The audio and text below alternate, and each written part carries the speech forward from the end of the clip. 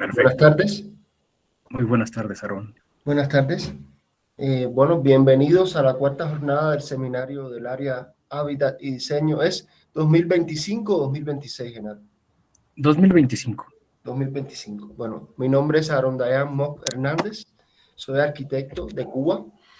Actualmente soy estudiante de tercer semestre del doctorado en estudios territoriales del Centro de Investigaciones Interdisciplinarias sobre Desarrollo Regional de la Universidad Autónoma de Tlaxcala. Y antes de comenzar, quiero expresar mi agradecimiento al doctor Genaro por haberme invitado a participar en este seminario. He estado atendiendo a eh, algunas de las ponencias que se han impartido y me han resultado verdaderamente interesantes y espero poder seguir colaborando con ustedes en eventos de esta naturaleza. Bueno, vamos a comenzar con la ponencia titulada La naturaleza urbana en las ciudades contemporáneas, la importancia del diseño biofílico en la salud pública, que será dictada por el doctor Arturo Eduardo Villalpando Flores. Les voy a ofrecer una breve síntesis curricular del doctor. Es académico de la Facultad de Estudios Superiores Zaragoza de la Universidad Nacional Autónoma de México, licenciado en Psicología de la UNAM, en la FES Iztacala, maestro en Arquitectura por la UNAM, en la Facultad de Arquitectura, posgrado de Arquitectura, graduado con mención honorífica, doctor en Urbanismo por la UNAM, en la Facultad de Arquitectura, en el posgrado de Urbanismo, graduado también con mención honorífica, docente con más de 10 años de experiencia a nivel licenciatura y posgrado en las carreras Psicología, Pedagogía y Arquitectura, enfocando su cátedra en los campos social, ambiental, experimental y metodológico de la psicología y la arquitectura con dirección de proyectos de tesis. Es investigador en proyectos sobre psicología ambiental, sostenibilidad, social comunitaria, salud y procesos de diseño urbano, arquitectónico y paisajístico en instituciones académicas como la Facultad de Psicología y la Facultad de Arquitectura UNAM, UAM Xochimilco, Universidad del País Vasco en España y Universidad del Desarrollo en Chile. Autor y coautor de artículos teóricos y aplicados publicados en revistas con indexación, como capítulos en libros en temas de medio ambiente y comportamiento humano.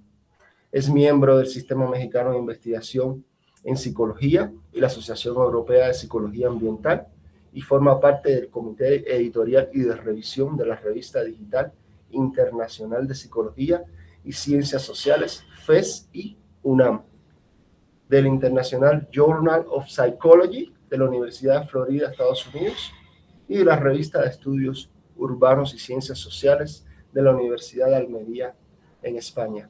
Sus líneas de investigación en psicología ambiental son diseño urbano, arquitectónico, paisajístico, estrés ambiental, habitabilidad externa e interna, ambientes restauradores, calidad de vida, estética ambiental. Sin más, le cedo la palabra al doctor. Adelante con su ponencia, por favor. Muchas gracias, Aarón. Muchas gracias a todos los presentes, al doctor Genaro, así como a la UAM, Unidad Azcapotzalco, por la consideración para, compartir algunas ideas respecto de algunos temas que vamos a estar platicando en un momento. Bien, procedo a compartir pantalla.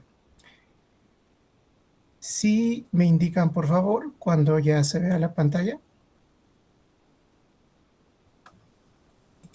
Ya se ve. Perfecto. Bien, como ahorita nos acaba de comentar Aarón, vamos a platicar hoy sobre el tema del diseño biofílico en relación con algunos elementos de la estructura de las ciudades y, elementos de salud biopsicosocial. Ahora, vamos a empezar con tres premisas muy importantes de esto. En primer lugar, el comportamiento de todos nosotros puede predecirse a partir de que nosotros podamos tener conocimiento de dónde estamos y con quién. A partir de esto primero, entonces nosotros vamos entendiendo que todos los entornos donde nos desarrollamos no son aleatorios y son producto de procesos de razonamiento y de la toma de decisiones, en muchos casos deliberadas. En consecuencia, la naturaleza misma del diseño implica considerar consecuencias subjetivas y objetivas mismas que, bueno, de alguna manera, con el desarrollo de las ciencias pueden comprobarse y pueden refutarse. De ahí entonces que cuando nosotros hablamos de la importancia del diseño en función o en relación de la conducta, hablamos de que hay una relación muy importante entre la especie, el ambiente que nosotros percibimos y el ambiente real donde nosotros ejecutamos estas conductas. A partir de ello, mucho en literatura en los campos de arquitectura, diseño, ciencias sociales, geografía, por ejemplo, conocemos y hablamos de la importancia de la configuración espacial como un fenómeno del valor cultural para procesos de resignificación del entramado político en función de procesos legislativos y aplicaciones de políticas públicas para el mejoramiento del entorno y, bueno, de las diversas transacciones de corte ambiental ecológico que todos los entornos urbanos tienen y sostienen.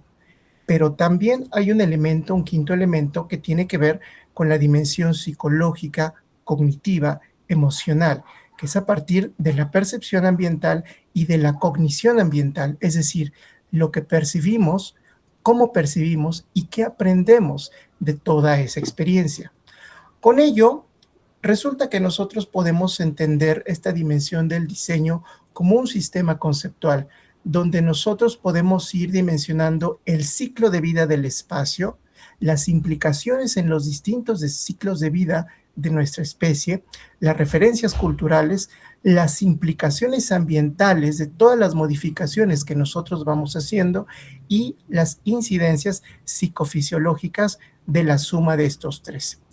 De tal manera que un entorno antropogénico impacta económicamente, por supuesto, y también en aspectos de salud pública a partir de su uso y del bienestar colectivo, como esto va conformando una unidad muy importante dentro de la estructura mental que nosotros vamos construyendo. De tal suerte que todos estos elementos muy propios de la planeación y del diseño tienen una relación muy importante con la forma que percibimos, lo que aprendemos y cómo nos emocionamos por todos los espacios que nosotros utilizamos y que además que contengan características estéticas, valoraciones positivas que nosotros consideramos o evaluamos muy cercana a nuestra experiencia, a lo que nos gusta y a lo que deseamos. A partir de esta base muy general, nosotros podemos ir adentrándonos bajo esta primera instancia. La crisis sanitaria que todos vivimos, más la suma del aislamiento, conlleva o conllevó a revalorizaciones muy importantes, no solamente en el ámbito social a partir de la experiencia que todos nosotros tenemos, sino también en el ámbito académico. Y entonces ir entendiendo de una manera más puntual, por decirlo de cierta manera, cómo el comportamiento humano, la salud, la emoción, el tejido social se va interrelacionando con el diseño de los entornos antropogénicos, generando una relación transaccional entre todo esto. Esto permitió, de alguna manera, trabajar la idea de la ciudad como un centro de cuidado. Y dentro de esa necesidad de cuidado de la esfera pública y en la esfera de lo privado, el revalorizar la importancia del urbano.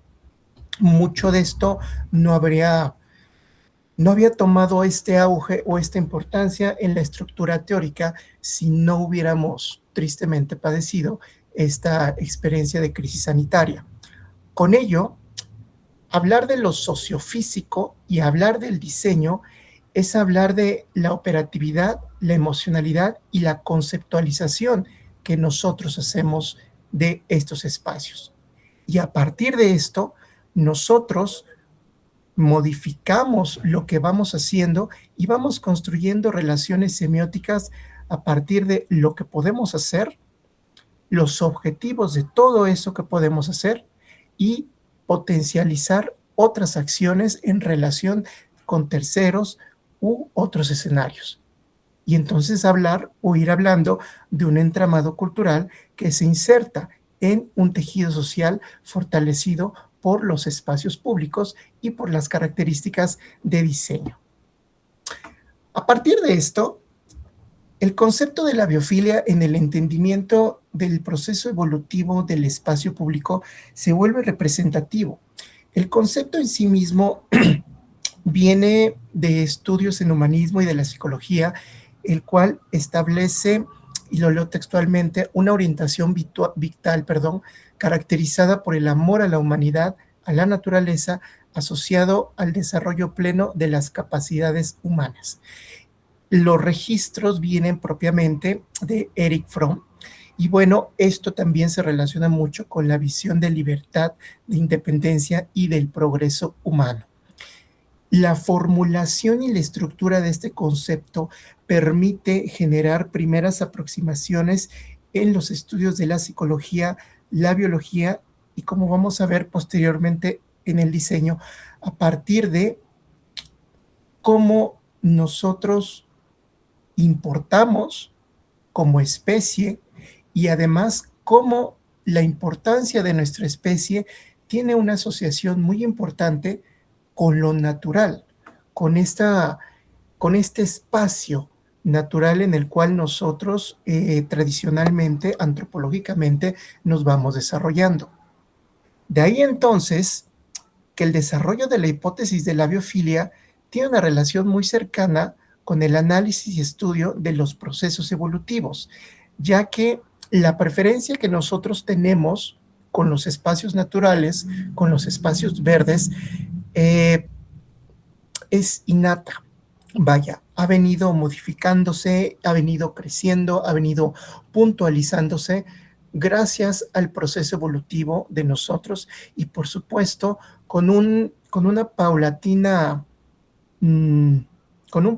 mejoramiento, a partir de procesos de aprendizaje, lenguaje y memoria. ¿Por qué? Porque el cómo aprendemos, el cómo interactuamos, forjamos esa información, la compartimos con otros y cómo eso modifica lo que nosotros recordamos, va modificando, a su vez, va generando contingencias en segundo orden sobre la forma en cómo percibimos el espacio. Ahora, esto ha venido modificándose y ha venido puntualizando en una afinidad biológica que nos ha permitido también a nosotros ir determinando cuáles son aquellas cosas que podemos valorar como estéticas y cuáles son aquellas cosas que nosotros podemos valorar como daños potenciales. Esto es muy importante porque desde la antropología y desde la evolución, el contacto con la naturaleza nos ha permitido encontrar opciones de refugio, así como opciones de resguardo para los nuestros. Con ello, a partir de todos estos elementos, quien lo populariza es Edward Wilson, a partir de considerar que la biofilia es una filiación emocional innata, lo leo textualmente, de los seres humanos hacia otros seres vivos. Y cuando hablamos de otros seres vivos, también hablamos del contexto natural en el cual estos seres vivos se encuentran. De tal suerte que la biofilia es una herencia genética producto de la evolución, como estábamos diciendo hace rato, y que se expresa como una respuesta emocional que genera placer o bienestar a partir de los diversos estímulos que nosotros vamos percibiendo. Aquí valdría la pena acotar algo muy importante.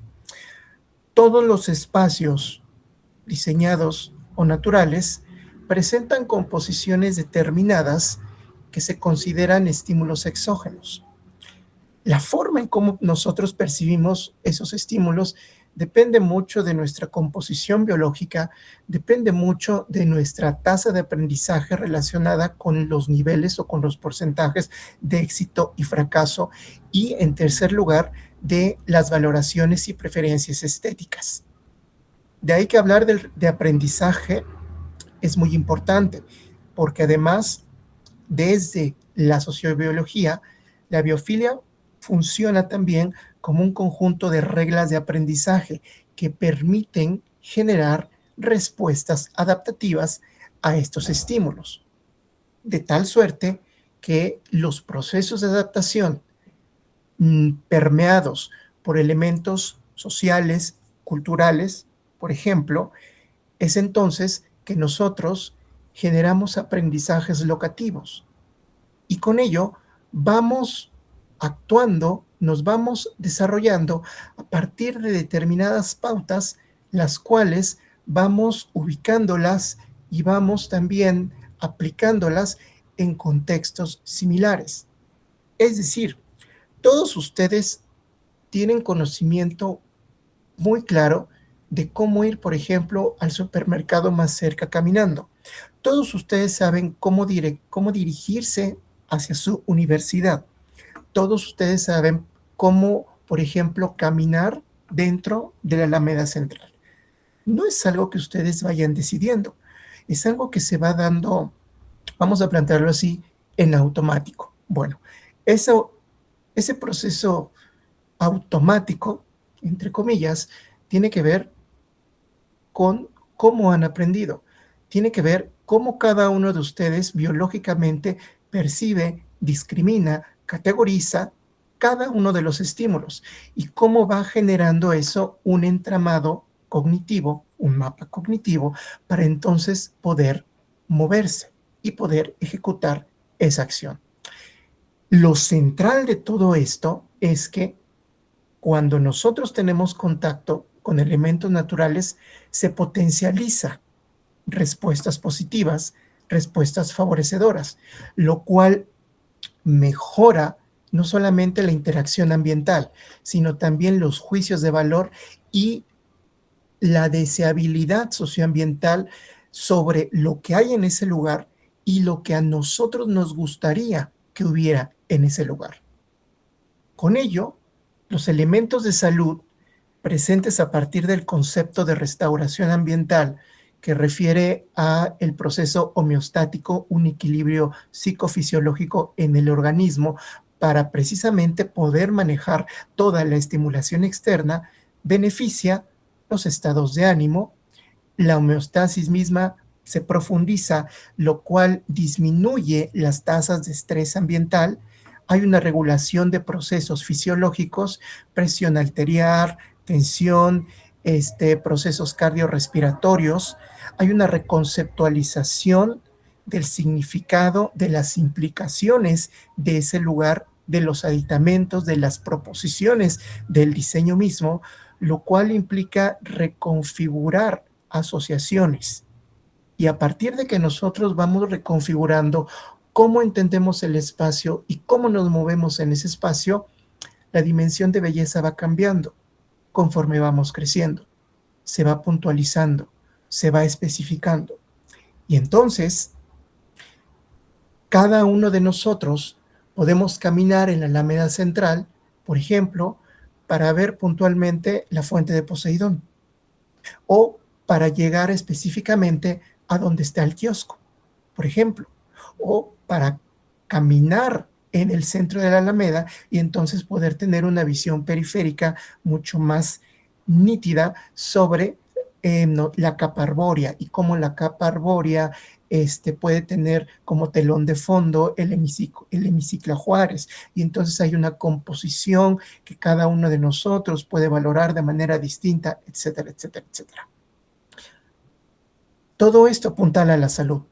Todo esto mejora los procesos de salud, así como el tejido social y el entendimiento del espacio mismo. Todo esto, o estos elementos, entonces se decantan en la idea de diseño biofílico, buscando, de acuerdo con Timothy Beatley, uno de los mayores no solamente productores en términos académicos, sino también impulsores en el desarrollo de política pública en Estados Unidos, en reconectar a los habitantes urbanos con la naturaleza, a partir de integrar de manera orgánica los elementos naturales en las proposiciones de planeación y composición urbana, dentro de pautas de diseño urbano, arquitectónico, paisajístico. Mucho de lo que se propone y de lo que se ha propuesto desde un principio en diseño biofílico tiene una relación muy cercana con proposiciones desde las neurociencias, sobre todo en psicología experimental, psicología ambiental, psicología social y estudios de carácter cognitivo para poder dimensionar si en verdad el diseño, una propuesta de diseño, puede tener repercusiones a nivel psicofisiológico, porque culturalmente sabemos que sí. Socialmente también ya tenemos muchísima información sobre ello. Sin embargo, recordando cómo iniciamos la plática que estamos teniendo, la parte psicológica, la parte cognitiva referente al estudio del diseño,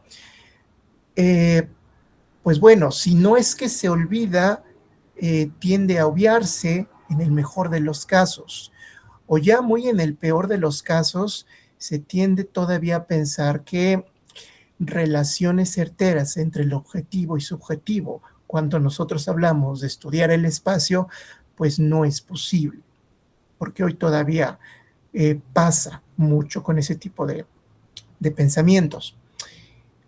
La evolución de la idea del diseño biofílico ha llevado al día de hoy a hablar de elementos o de dos conceptos o de la generación de dos conceptos como arquitectura biofílica y urbanismo biofílico.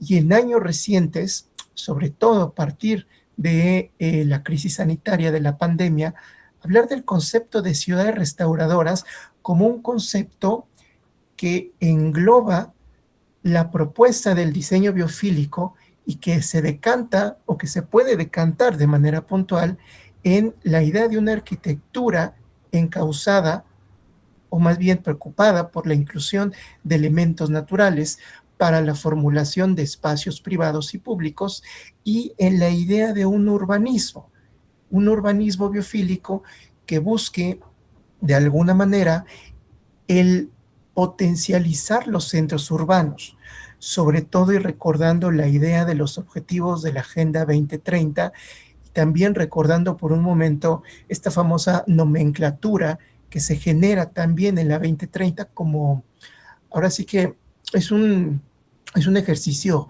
muy parecido a la tabla periódica de los elementos, pero lo que se hace es establecer cuáles son los elementos puntuales para un desarrollo urbano sostenible. Y dentro de estos elementos se presenta una relación muy plausible entre ciudades amigables, salud pública, derecho al divertimento, naturaleza de calidad, entre muchos otros. Es entonces que entender el diseño biofílico más allá de sus valores técnicos es también entender que hay una repercusión socioambiental, comunitaria y de sostenibilidad muy importante. Una repercusión que además nosotros podemos segmentarla en 3 experiencias distintas y que además se relacionan. De acuerdo con la parte de las propuestas básicas del diseño biofílico, todo espacio, supuestamente, hipotéticamente, debe proveer de experiencia directa a estos elementos, variables psicoambientales, si podemos denominarla de esta manera, debe proveer de experiencias directas a partir de variables socioespaciales, como las que estamos viendo, y debe proveer también de experiencias espaciales a partir de variables culturales, espaciales también podríamos denominarlo o llamarlo de esta manera. La suma, la conjunción de todos estos elementos para puntualizar la experiencia ambiental de un espacio público, también, ¿por qué no pensar en un espacio semiprivado como unidades habitacionales, un espacio completamente privado como los jardines de viviendas privadas? Nos lleva entonces a entender que cuando nosotros anclamos la naturaleza urbana en las condiciones de diseño, aquí, por ejemplo, hablando de espacio público, hablamos también, o el diseñador también se ocupa de elementos de salud pública, a partir de 5 elementos, o de 6 elementos, perdón. Hay una mejor discriminación a nivel sensorial, a partir de lo que provee el diseño. Hay una modificación de la experiencia urbana con base en las tasas de éxito y fracaso. Hay una revalorización del diseño a partir de que se modifica la experiencia estética y los elementos sensoriales. Hay una especificación de las actividades, lo cual permite aumentar la posibilidad de exteriorizar conductas prosociales y proambientales en favor de las estructuras físicas del lugar. Hay una generación de preferencias ambientales, lo cual aumenta la probabilidad del cuidado de la salud física en la realización de actividades de alto o mediano impacto, por ejemplo. Y hay una apreciación de la flora y fauna, que ahora, si bien la teoría siempre nos ha dicho que para nosotros es bonito y es importante tener acceso físico y visual a espacios verdes, la dimensión de la apreciación respecto de la importancia de la naturaleza y de la fauna ya no es la misma de hace años. Hace unos días nosotros mismos estábamos viendo sobre un problema en una cafetería en la Condesa, en donde estaban matando abejas, por ejemplo. Podemos también nosotros recordar las noticias sobre algunos problemas con un lugar, se me está olvidando la palabra, para animales en situación de calle o de abandono, por ejemplo. Es decir, la dimensión de tener acceso a un parque urbano con diseño puntual es más importante que nunca. En consecuencia, la famosa regla de los 30-300 sobre el contacto visual y físico con espacios verdes, así como las recomendaciones de los mínimos metros cuadrados, más allá de las discusiones de si son reales, son tangibles, son aplicables a todo el mundo, que la realidad es que no, pues están más presentes que nunca, considerando que todos los elementos de diseño, de salud, de naturaleza, pueden ser aplicados a partir de diversas perspectivas o de diversas escalas, desde el vecindario, edificios, cuadras, calles, comunidad y región. Todo ello, si nosotros observamos los elementos que hay aquí, la naturaleza es el eje central para la composición de todo espacio antropogénico. Y alguien dirá, por ejemplo, pero eso no es la solución a todo. No, no es la solución, pero es un elemento indispensable al momento de dimensionar cómo va a ir evolucionando el metabolismo urbano. Sobre todo, ¿por qué? Porque al final de cuentas, todo espacio público, y además puntualizando, todo espacio público con ciertas características y en relación con determinados elementos de composición ambiental, modifica la experiencia social, organiza la producción sociofísica del lugar, genera, planifica y puntualiza las acciones de producción social y, por supuesto, se mejora el conocimiento locativo para hablar de ubicación, reubicación, elementos culturales, sociohistóricos, etcétera, etcétera. Esto conlleva un elemento muy importante. El diseño y la ecología social, o la suma de estos dos, son necesarios para entender que la arquitectura, el urbanismo y el paisajismo tienen una relación muy cercana con la salud. No nada más con la tecnología, no nada más con el devenir económico, no nada más con la planificación urbano-ambiental a partir de determinantes políticos, sino con el bienestar biopsicosocial, dados los procesos de cognición y percepción que están involucrados al momento de que ustedes están viendo simplemente esta fotografía. Si eso cambia cuando ustedes solamente ven esto, el cambio, el nivel de modificación cuando se experimenta es mucho mayor. Y esto, al día de hoy, permite estudiar, analizar y generar protocolos de investigación para procesos de intervención en cuanto a gestión urbana, calidad ambiental, conducta proambiental y entender la continuidad urbano-arquitectónica no solamente desde una plataforma económico-política, sino también desde una plataforma psicosocial. Con ello, hablar de biofilia, hablar de pautas de diseño, hablar de tejido social en conjunto, es hablar de generar una propuesta relacionada con los servicios ecosistémicos de la ciudad que encaucen bienestar psicosocial y que estén en relación con una sostenibilidad multifactorial, entendida desde lo social, desde lo urbano, lo psicológico y lo ambiental. De tal suerte entonces que las emergencias climáticas, la necesidad de bienestar, el entendimiento de la ciudad, la utilización de la ciudad a partir de sus diversas zonificaciones y la presencia de flora y fauna nos va a generar distintos tipos de paisajes. Todos estos paisajes es entonces, o la relación adecuada de estos paisajes nos permitirá entender qué tendría que hacer una ciudad moderna o hacia dónde nosotros tendríamos que direccionar nuestros trabajos de investigación académico, de gestión pública y de intervención, por qué no decirlo también.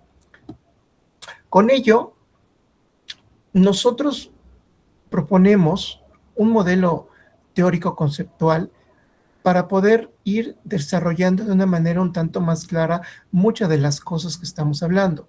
Aquí, como elementos moderadores, podemos observar en una primera isla la idea del diseño biofílico y la naturaleza urbana dentro de una correlación, de una relación transaccional muy importante y que no encuentra división alguna. La relación de ambos son necesarias para dar sentido, coherencia al entorno urbano. A partir de esto, hay elementos como conectividad, prosocialidad, habilidades cognitivas y acción conductual que van a intervenir en la relación de estos elementos. Esto además va a generar un impacto en la percepción de habitabilidad externa o de habitabilidad urbana, que también se le conoce ahí, para entonces encaminar la restauración ambiental hacia un mejoramiento del plan social, considerando el bienestar físico, psicológico, social y ambiental. Y además, este bienestar en una constante relación con conductas sostenibles, las cuales nosotros podemos tipificar como conductas proecológicas, prosociales, altruistas y equitativas. Todo ello considerando elementos latentes, la dimensión socioeconómica, cultural, identitaria y política. Y de esta manera ir encaminando esta idea no análoga, pero sí quizás muy en los discursos de una ciudad restauradora o una ciudad cuidadora en una entidad mucho más plausible y que pueda responder a las dinámicas ambientales a las cuales nosotros nos estamos encontrando. Y bien, a manera de cierre, todo esto, ¿por qué importa? No solamente dentro de la academia, sino también en la actividad privada y en el ejercicio de lo público. Número 1, y lo leo textualmente, la visión acerca del diseño y el comportamiento implica la conjunción de variables sociofísicas, morfológicas y ambientales que permitan entender el ciclo de vida de los ambientes antropogénicos y la construcción del tejido social.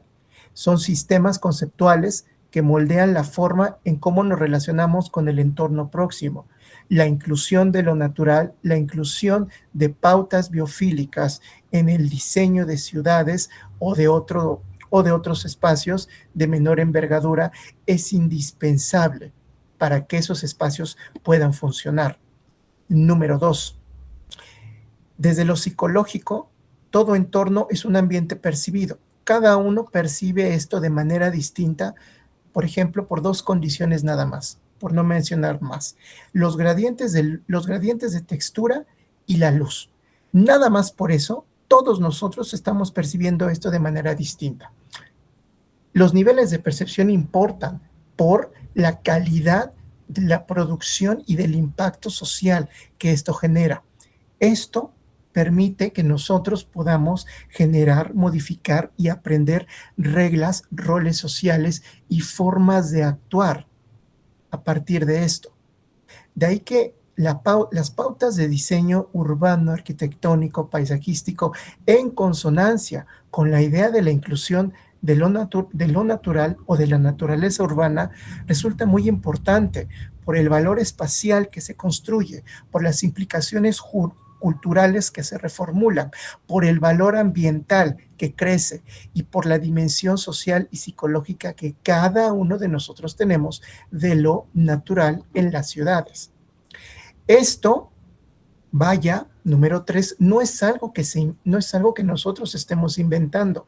Ya hay mucha experiencia en investigación y resultados ya concretos de cómo la ausencia de un bienestar en las ciudades a partir del diseño genera problemas de salud psicofisiológica y, por supuesto, problemas de carácter ambiental. Esto ya está comprobado. Es algo que está y es algo con lo cual nosotros crecemos y nos vamos desarrollando. Y por supuesto es algo que generaciones futuras estarán pues padeciendo, quizás sea el concepto o la idea correcta.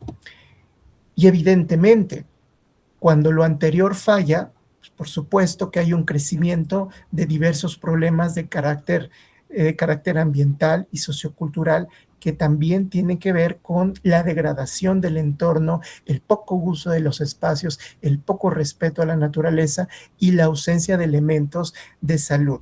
Porque al final de cuentas, la salud psicofisiológica es indispensable para que nosotros podamos entender de manera clara cómo utilizar un espacio, cómo respetar las consideraciones físicas de diseño.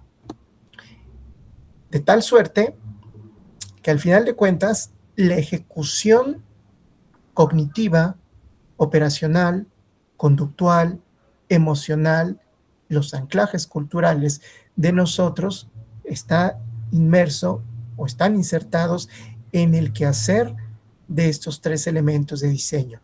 Y a su vez, la arquitectura, el urbanismo y el paisajismo está insertada dentro de una composición fenomenológica multifactorial que va desde lo político, lo económico, pasando por lo ecológico, lo social, cultural y aspectos de salud.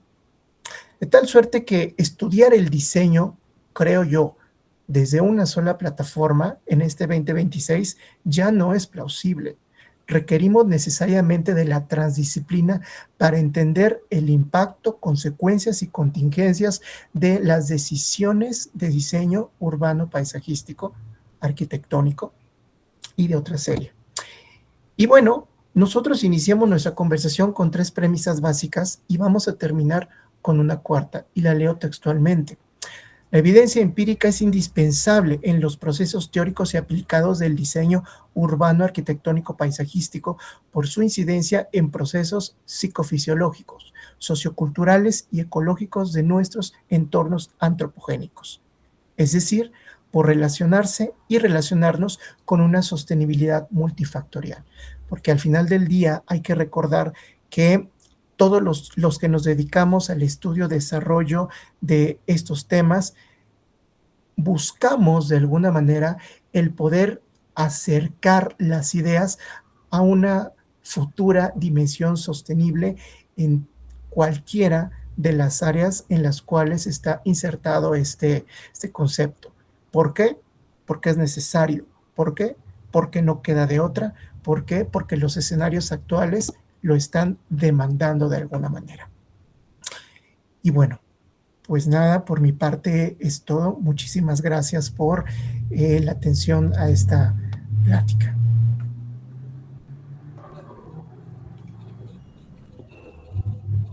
Muchas gracias, doctor. Muy interesante su ponencia.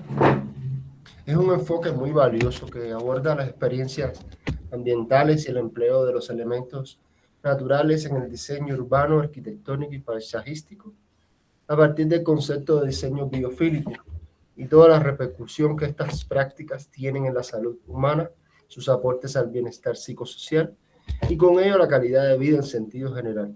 Procedo a ceder la palabra al auditorio para que puedan expresar sus dudas, sus comentarios, sugerencias o preguntas acerca de la ponencia del doctor Arturo, por favor. Muchas gracias, doctor Arturo, por compartirnos una ponencia tan completa respecto al diseño como sistema conceptual desde la arquitectura y el urbanismo biofílico, interrelacionado con múltiples disciplinas. A partir del urbanismo moderno surgió la zonificación urbana, es decir, tener áreas, por ejemplo, industriales, comerciales, de servicios en las ciudades. Por supuesto, en la cuestión latinoamericana no se llevó a cabo a plenitud. Por ejemplo, en Azcapotzalco, cerca de donde está la UAM, antes había grandes fábricas relacionadas principalmente con la industria petrolera, y con el paso del tiempo generaron deseconomías, es decir, enfermaban a la gente de cáncer, entre otras enfermedades, y tuvieron que irse de los lugares. Si bien tenemos un paradigma de la modernidad, el cual generó una segregación socioespacial de manera indirecta, por supuesto esto no fue planteado, usted, dentro de la alternativa que plantea, ¿cree que sea conveniente seguir retomando la cuestión de la zonificación o podría haber alguna otra alternativa o alcances o limitantes? Gracias. Gracias, doctor. A ver, creo que las propuestas contemporáneas de generación de ciudades han ido modificando. Ahora, también creo que el panorama político respecto de las ciudades influye mucho en lo que se puede hacer, Sin embargo, dentro de esta negritud en el panorama social y en la toma de decisiones, me parece que hay una sensibilidad social a partir de las necesidades y a partir de los requerimientos. Es decir, si nosotros recordamos en años recientes, y esto lo pongo como un ejemplo análogo, no como la solución factible para todos los casos, muchas de las ciudades, por ejemplo, en el continente europeo, han decidido cerrar algunas vialidades primarias para expandir propiamente espacios públicos. Londres, Barcelona, París, por ejemplo, Ámsterdam han sido ejemplos de ellos. Alguien podría contraargumentar, bueno, es que la traza urbana es distinta, los modelos y toma de decisión son diferentes, así como los intereses y el desarrollo económico. Completamente cierto. Bajo esa contrarrespuesta no hay punto de comparación. Sin embargo, sí hay un elemento considerable. Es innegable la crisis ambiental que nosotros estamos viviendo, y eso en todo el mundo. La crisis ambiental y las pocas consideraciones en los últimos 15, 20 años que hemos tenido respecto al uso de materia prima y el aumento de huella de carbono, inevitablemente ha obligado a voltear a buscar otra serie de soluciones como esta. Ahora, pensar también nuevos procesos de distribución a partir de vulnerabilidades sociales es muy importante y es necesario, porque las vulnerabilidades que nosotros tenemos aquí en la Ciudad de México no son las mismas que en París, en Barcelona o en Ámsterdam, a pesar de que se comparten. Porque si bien es cierto, todos podemos decir o podemos catalogarlas como ciudades de primer mundo, también nosotros podemos encontrar que existen cinturones de pobreza. También nosotros podemos encontrar que existen sectores con precariedad en cuanto a infraestructura, o que simplemente no hay infraestructura.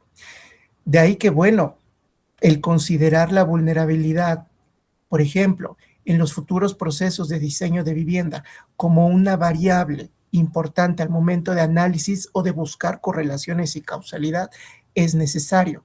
El entender que el acceso o la falta de acceso a espacios verdes es una variable en sí misma y que debe operacionalizarse en función de buscar correlaciones con otra serie de variables relacionadas con propuestas de diseño, es indispensable. Iztapalapa es la alcaldía que menos espacio público tiene. Si ustedes recuerdan los procesos de reordenamiento urbano de delegaciones como Benito Juárez y como Hidalgo, en los espacios públicos, en donde hay propuestas distintas, no solamente cercana al diseño biofílico, sino al diseño universal también, para la inclusión de distintos sectores poblacionales, primera infancia, zonas blandas, adultos mayores, etcétera, etcétera. Todas estas vulnerabilidades modifican la idea de diseño. Una pauta en sí misma no es una solución viable ni solución universal. Vamos a poner más árboles, no necesariamente, porque también están los elementos de costo. Vamos a buscar grandes empresas para que sean donadoras de mobiliario urbano. Ok, ¿dónde los vamos a poner? ¿En una trinchera entre dos calles? Que eso a la larga sirva como un foco rojo de delincuencia, por ejemplo, y esto se me viene a la mente porque este ejemplo se da mucho a la altura de Periférico, por ejemplo. Entonces, una solución en sí misma no hay. Sin embargo, las soluciones que actualmente, que además son resultado de la ejecución de modelos análogos, pueden modificarse y se han ido modificando. Los asuntos de planeación participativa es un ejemplo de ello. La ejecución del diseño participativo, por ejemplo, en la alcaldía Tlalpan para el desarrollo y el mejoramiento de canchas deportivas, de centros comunitarios, es otro ejemplo de ello. Sin embargo, para cerrar mi comentario, aquí entra otra variable muy importante: seguimiento y mantenimiento. Porque no es nada más la posibilidad del diseño, no es nada más la propuesta de una dimensión urbano-arquitectónica que modifique los elementos connotativos de la colonia, de la zona. ¿Quién va a cuidar eso? ¿Quién le va a dar seguimiento? ¿Quién va a cuidar propiamente la calidad, el saneamiento ecológico de la flora y por supuesto que también de la fauna? Todo eso es multifactorial, creo yo. Claro, muchas gracias. Enfocarnos más en los ámbitos locales. Por supuesto. Y de ahí acrecentarlo, algo mayor. Muchas gracias, doctor. ¿Algún otro comentario, por favor? ¿Alguien más que quiera participar? Sí, por favor, Sandra. Bueno, me pareció muy interesante la presentación y la ponencia de hoy, y como comentario extra, me gustó mucho el diseño de la presentación, muy, muy visual, y la información fue muy clara. Bueno, comentando el último punto de la sobreestimulación que comentaba, creo que hoy en día es muy común ver a los jóvenes más desconectados de los lugares en donde están, e incluso uno mismo a veces se siente así, en donde más allá de algún sentido de pertenencia inexistente, lo que es, por ejemplo, la publicidad, la iluminación artificial y las pantallas LED hacen que lo último que notemos sea la naturaleza que nos rodea. Dado esto, consideraría que existe una desconexión en los entornos urbanos dada la actualidad tecnológica. ¿Cree que hemos perdido un poco esta capacidad de notar la vida natural que nos rodea? Muchas gracias, Sandra, por los comentarios a la presentación. Y respondiendo a lo que comentas, sí, hay una pérdida muy importante, no solamente de la capacidad de asombro, sino de la recepción y discriminación de estímulos adecuados que para nosotros puedan ser funcionales, y con ello nosotros poder aumentar nuestra tasa de respuesta y marcar un diferenciador más grande entre los niveles de éxito y fracaso. Ejemplo, el concepto de alineación. El concepto de alineación en lo social tiene que ver precisamente con no darnos cuenta de lo que hay en el exterior a partir de toda una serie de condicionantes internas. Ahora, la alineación no es nueva, siempre ha existido, e incluso se me viene a la mente algunos escritos de Jane Jacobs sobre precisamente cómo la importancia de cómo se ve la ciudad tiene que ver en la ejecución propiamente de una conducta social. Ahora, esto se ha aprendido y se ha venido modificando. Nosotros hemos estado hablando de evolución propiamente y de dónde provenimos, pero evolución no es nada más hablar de dinosaurios, tortugas o gallinas, por decir un ejemplo. Es hablar también de puntualización en algunas cosas. Dicen por ahí, el diablo está en los detalles. El uso de los pulgares no es el mismo que hace 40 años. El campo visual, la profundidad del campo visual no es la misma que hace 40, 50 años. ¿Por qué? Por esto.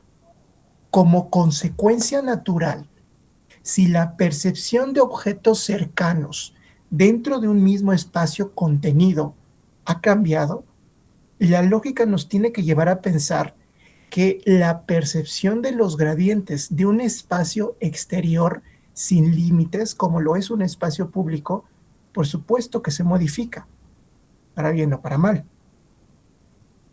Ergo, en consecuencia, la forma de activación motora, cognitiva y la producción emocional no es la misma.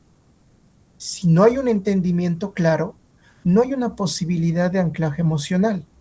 Si no hay la posibilidad de anclaje emocional respecto de determinadas pautas de diseño, no hay una conectividad ambiental que permita, en el mejor de los casos, el aumento, como lo dije hace un momento, de conductas prosociales y proambientales.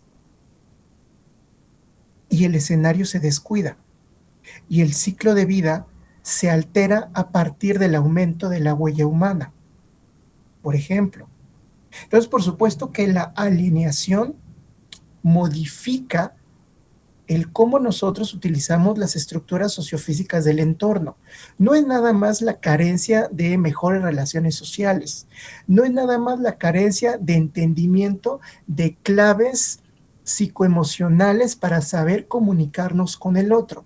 La alineación tiene también que ver con la poca oportunidad y posibilidad de entender, dimensionar, conceptualizar y utilizar de manera adecuada una pauta de diseño, es decir, un espacio público.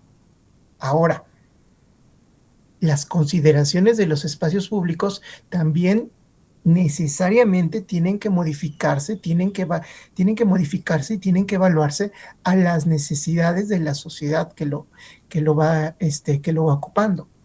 Ejemplo, bueno, nada más como nota al calce. Hace 15 años en la literatura en psicología educativa se hablaba y se aplaudía mucho acerca de la importancia del aprendizaje significativo. Hoy en día ya se sabe que el aprendizaje significativo no es tan relevante para el proceso de aprendizaje. Lo realmente relevante para generar una significatividad que trascienda la temporalidad del proceso de aprendizaje son las contingencias. Es decir, lo que rodea a ese proceso, lo que rodea a ese resultado y cómo esas contingencias van a sostener ese aprendizaje a lo largo de cierto tiempo. Se modifica, ya no se entiende de la misma manera. Evidentemente, el entendimiento y el análisis del espacio público tiene que modificarse. En ese sentido, y pensando, por ejemplo, en el impacto sociocultural de una plaza pública, la posibilidad de alineación normalmente es una variable entre muchas otras de carácter psicosocial que deben de considerarse. Piénsenlo de esta manera. Si no fuera así, estaríamos hablando de espacios inertes, por ejemplo, y al final de cuentas la posibilidad de acción está presente, de acción motora además, está presente en todos los espacios que ocupamos. ¿Cómo se mueven ustedes en su casa, en un museo o en un parque? Se mueven de manera distinta. Su posición, cómo se yerguen, es distinto. Cómo mueven los brazos es distinto. La aproximación a los objetos es distinta. La experiencia sensoperceptual modifica el conocimiento. El conocimiento modifica pautas de acción. Las pautas de acción modifican posibles anclajes emocionales. Los anclajes emocionales modifican, bueno, no, me corrijo, permean, son elementos latentes en la estructura del tejido social. Y todo ello deviene de lo físico.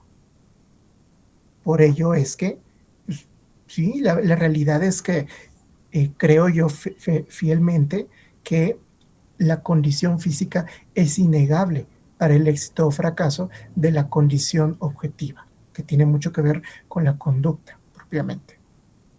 No sé si me explico, Sandra.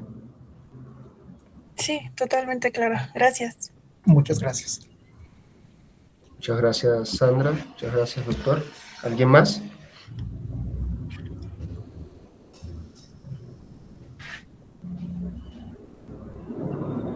Bueno, si no, no hay más intervenciones, damos por terminada la jornada. El seminario continuará mañana mediante una mesa redonda.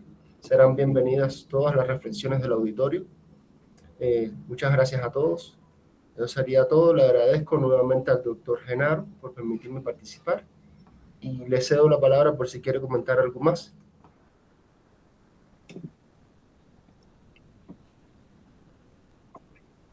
Sí, claro. Finalmente me gustaría que nuestro ponente cerrara con algún tema general. Tenemos tanto alumnado como profesorado.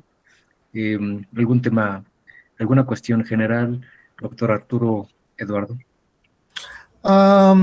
A ver, de manera muy general, yo a lo largo de los años he venido trabajando todos estos temas y una de las cosas que yo defiendo en frente de los chicos en el aula es la importancia de la transdisciplina y la importancia de los procesos de investigación, tanto cualitativo como cuantitativo. Es muy cierto que las tradiciones cualitativas han sido una fuente muy importante en la generación de conocimiento en los campos del diseño. Sin embargo, también es muy cierto que la realidad del día de hoy es otra y el avance de la ciencia es otra. Tan es así que el día de hoy no es algo que vamos a desarrollar en este momento, pero también el día de hoy ya se habla de arquitectura neurocognitiva, por ejemplo, que tiene mucho que ver propiamente de una relación mucho más puntual entre procesos cognitivos, funciones cerebrales y cómo los estímulos del exterior propiamente exógenos en verdad no solamente tienen una relación, sino esa relación permea sobre otra serie de funciones ejecutivas. Creo yo también, para cerrar, que es muy importante los procesos de medición. Creo yo también que es muy importante para todos quienes están formando en arquitectura, urbanismo, paisajismo, geografía social, diseño industrial, el entender que la cuantificación no es un problema, es una vía de solución y genera escenarios plausibles de comprobación y rechazo. Porque al final del día sigue siendo muy importante. Piensen por un momento nada más en la tendencia en los procesos de publicación. ¿Qué es lo que marca la tendencia? ¿Qué es lo que dice la tendencia? Se requieren datos. Se requieren datos para poder decir sí o no. 2 más 2 son 4 aquí y en China. Pero la diferencia de ese 4 radica en la utilización aquí y en China de ese 4. Y eso no está peleado con el estudio de la dimensión fenomenológica, hermenéutica, filosófica, política, económica. Es muy importante eso. Es muy importante y cierro, considerar, no recordar que el ejercicio del diseño, en cualquiera de sus facetas, está íntimamente ligado con el quehacer humano. Y el quehacer humano se explica inevitablemente a partir de los componentes psicológicos. Ergo, naturalmente, los campos del diseño pueden explicarse, estudiarse y analizarse a partir de componentes psicológicos. Y no está peleado con una postura económica, política, antropológica, sociológica. Al contrario, fortalece lo que nosotros ya sabemos y con lo que nosotros nos hemos forjado. Creo que eso es muy importante, creo que eso atiende a una transdisciplina necesaria, a una visión fenomenológica, multicultural, propiamente a puntualizar elementos cosmogónicos de los campos del diseño para considerar la dimensión humana como un elemento necesario en las propuestas de diseño, pero desde una óptica que la realidad sea dicha, pues no siempre está presente por obviedades. Y muchas veces se olvida que lo obvio es a veces muy difícil de estudiar. Y eso sería por mi parte todo. Muchísimas gracias, doctor Genaro, por la consideración para esta intervención y compartir algunas ideas que yo he venido trabajando con el paso de los años. Y muchas gracias a su universidad por este espacio también. Muchas gracias, doctor Arturo Eduardo. Nos vamos con la transdisciplina para los vínculos entre las diversas actividades que residen en los seres humanos con la finalidad de fortalecer la teoría práctica. Muchas gracias, Aarón, por la moderación del día de hoy y el auditorio. Nos estamos viendo el día de mañana. Hasta pronto. Hasta mañana. Gracias. Hasta pronto.